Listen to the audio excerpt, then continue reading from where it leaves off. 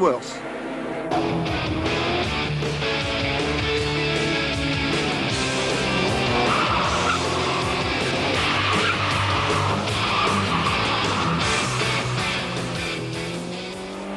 Ok, c'est parti. La remontée du circuit de Folembray. 110, 120, 5500 tours, grande courbe à droite, aucun problème, avec un petit freinage qui nous amène sur un pif-paf droite-gauche. L'auto est très neutre au changement de direction, dans le gauche notamment.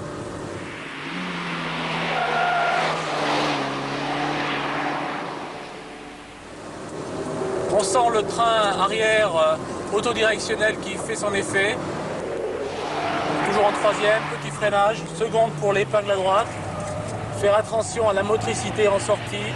La roue intérieure a tendance à cirer un petit peu. Seconde, troisième pour un petit virage à droite qui nous amène sur la descente. 130, 6000, 140. Quatrième, un petit coup de frein pour le long, gauche, droite, rapide, pif-paf, rapide. La voiture est très neutre en courbe moyenne et en courbe rapide, avec une petite tendance à survirer. Provient probablement de l'essieu arrière directionnel. Très stable au freinage en bout de ligne droite. Seconde pour le double droite. Faire attention dans les virages lents à ne pas trop perdre de motricité et à ne pas trop sous-virer sur l'avant.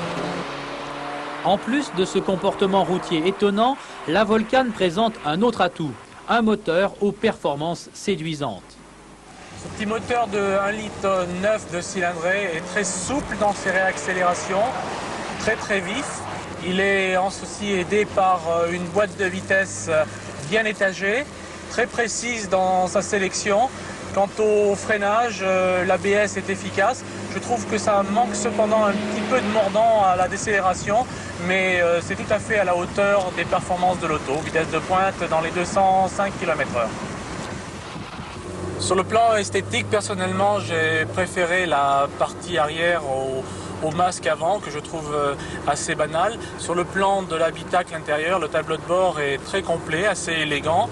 Le volant exceptionnel chez Citroën est à 3 branches. Quant au siège, en conduite sportive, il manque un petit peu de soutien et de maintien, surtout sur le plan latéral.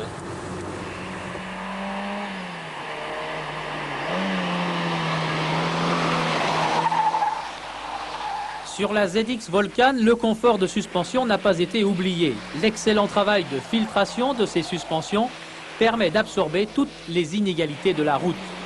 Surprise agréable aussi au niveau de la finition, excepté quelques plastiques et quelques vis encore trop apparentes, la Volcan marque des progrès incontestables par rapport aux précédentes réalisations Citroën. Dommage que ces qualités soient un peu ternies par un niveau sonore envahissant. Même pour une voiture sportive, la ZX Volcan est trop bruyante.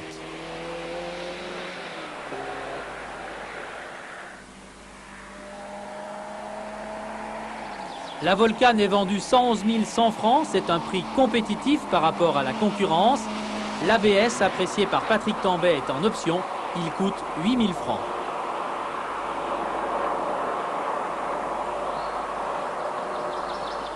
La Formule 1 dans